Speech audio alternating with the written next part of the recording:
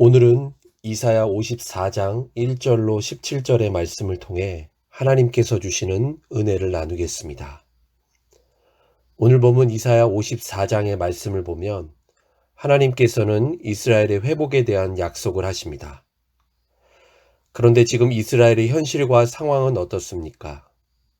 바벨론의 포로가 된 신세였고 스스로는 아무것도 할 수 없는 연약한 존재, 회복을 꿈꾸는 것 자체가 불가능한 상태였습니다.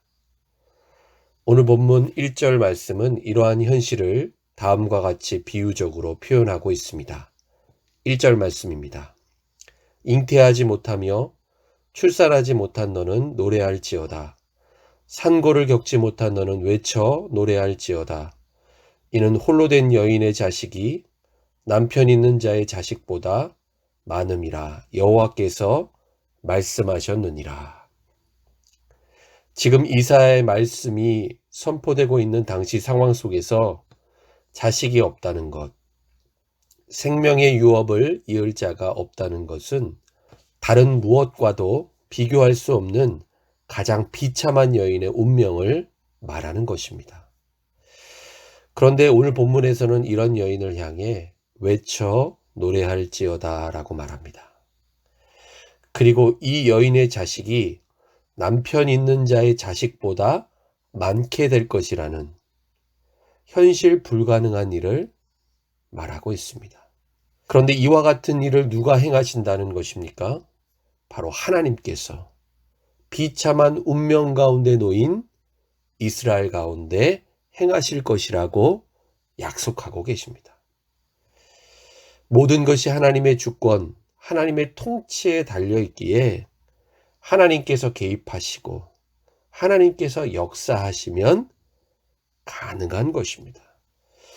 지금 바벨론에 포로되었던 이스라엘 역시 마찬가지였습니다. 하나님께서 이들을 구원하시고 하나님께서 이들을 회복시키실 것입니다. 계속해서 하나님께서는 이 회복의 약속을 근거로 이들에게 다음과 같은 명령을 하십니다. 2절 말씀입니다. 내 장막터를 넓히며 내 처소의 휘장을 아끼지 말고 널리 펴되 너의 줄을 길게 하며 너의 말뚝을 견고히 할지어다. 지금 나라를 잃고 포로된 백성들에게 장막터를 넓히고 휘장을 널리 펴서 줄을 길게 하며 말뚝을 견고하게 하라는 것. 여러분, 이것이 가당키나 한 말입니까? 그런데 하나님께서는 하나님의 약속을 굳게 믿고 이들에게 그렇게 할 것을 명령하십니다. 왜 그럴까요? 3절 말씀입니다. 이는 내가 좌우로 퍼지며 내 자손은 열방을 얻으며 황폐한 성읍들을 사람 살 곳이 되게 할 것임이라. 바로 하나님께서 이들을 번성하게 하셔서 좌우로 퍼지게 할 것이고 이들의 자손을 통해 열방을 얻게 하실 것이기 때문입니다. 무너지고 황폐해진 성읍을 하나님께서 다시 세우실 것이기 때문입니다. 그러므로 이스라엘은 이제 더 이상 암울한 현실과 비참한 상황 속에서 두려워하거나 놀랄 필요가 없습니다. 4절 말씀입니다. 두려워하지 말라. 내가 수치를 당하지 아니하리라. 놀라지 말라. 내가 부끄러움을 보지 아니하리라. 내가 내 젊었을 때의 수치를 잊겠고 과부 때의 치욕을 다시 기억함이 없으리니. 왜 그렇습니까? 하나님께서 이들이 수치를 당하지 않고 부끄러움을 보지 않게 하실 것이기 때문입니다. 그리고 무엇보다 이와 같은 이전 일들을 기억하지 않게 하실 것이기 때문입니다. 5절 말씀은 이처럼 행하시는 하나님과 이스라엘의 관계를 다음과 같이 표현하고 있습니다. 5절 말씀입니다. 이는 너를 지으신 이가 내 남편이시라. 그의 이름은 만군의 여호와이시며 내 구속자는 이스라엘의 거룩한 이시라. 그는 온 땅의 하나님이라 일컬음을 받으실 것이라. 아멘. 이스라엘의 남편이 되시는 분이 이스라엘을 지으신 만군의 여호와라고 말씀하고 계십니다. 그리고 그 하나님께서 이스라엘의 구속자가 되셔서 그들을 구원하시고 이를 통해 온 땅에 하나님 되심을 나타내실 것이라고 말씀하고 있습니다. 여러분, 본래 이스라엘이 이와 같은 현실과 운명에 처하게 된 것은 그들이 하나님 앞에 죄악과 불순종을 저질렀기 때문이었습니다. 하나님과 맺은 언약을 이들이 깨뜨리고 저버렸기 때문이었다라는 것입니다. 전적인 잘못은 하나님이 아니라 이스라엘에게 있었습니다. 그래서 어쩌면 이들이 하나님께 오늘 본문의 표현처럼 버림받은 아내와 같이 된 것은 당연한 심판의 결과로 말미암은 일이었습니다. 그런데 하나님께서는 이런 이스라엘을 포기하지 않으시고 그냥 버려두지 않으십니다. 오늘 본문 7절과 8절 말씀입니다. 내가 잠시 너를 버렸으나 큰 긍휼로 너를 모을 것이요 내가 넘치는 진노로 내 얼굴을 내게서 잠시 가렸으나 영원한 자비로 너를 긍휼히 여기리라. 내 구속자 여호와께서 말씀하셨느니라. 하나님께서 이스라엘을 그들의 죄로 인해서 잠깐 버리셨지만 이들을 향한 긍휼과 사랑으로 다시 모으실 것이라고 말씀하십니다. 70년 동안 바벨론의 포로 생활을 하게 하시지만 하나님께서 영원한 자비로 이스라엘을 긍휼히 여기시고 그들을 구원하시며 회복해 하신다고 말씀하십니다. 그렇습니다, 여러분. 우리는 오늘 본문의 이스라엘 백성들처럼 하나님을 때로는 멀리 떠나고 외면하며 그릇된 길로 행하기도 하지만 하나님께서는 결코 우리를 버리지 않으시고 놓지 않으십니다. 하나님께서는 심판과 진노 가운데 포로 생활하고 있는 이스라엘의 고통과 슬픔을 헤아리시고 함께 아파하시는 하나님이십니다. 이들의 죄를 깨닫게 하시기 위해서 잠깐 이들을 버리신 것 같고 주님의 얼굴을 가리신 것 같지만 영원한 자비, 영원한 사랑으로 그들을 다시 품으시고 용서하시며 회복하시는 분이십니다. 그리고 하나님께서는 이들과 일방적인 평화의 언약을 맺으십니다. 오늘 본문 9절 말씀입니다. 이는 내게 노아의 홍수와 같도다. 내가 다시는 노아의 홍수로 땅 위에 범람하지 못하게 하리라 맹세한 것 같이 내가 내게 노하지 아니하며 너를 책망하지 아니하기로 맹세하였노니. 창세기 9장에서 대홍수 이후에 노아와 맺으셨던 무지개 언약을 오늘 본문에 다시 언급하고 있습니다. 하나님께서 다시는 홍수로 모든 생물을 멸하지 아니할 것이라는 언약을 세우셨고 그 언약의 증거로 무지개를 구름 속에 두셨습니다. 그런데 과거 노아의 때 그 언약처럼 긍휼의 하나님께서 오늘 이스라엘과 화평의 언약을 맺으실 것이라고 말씀하십니다. 오늘 본문 10절 말씀입니다. 산들이 떠나며 언덕들은 옮겨질지라도 나의 자비는 내게서 떠나지 아니하며 나의 화평의 언약은 흔들리지 아니하리라. 너를 긍휼히 여기시는 여호와께서 말씀하셨느니라. 여러분, 이것은 무조건적인 하나님의 약속을 의미합니다. 우리는 그 언약 안에서 자유할 수 있습니다. 그리고 하나님과 화평의 관계를 누릴 수 있습니다.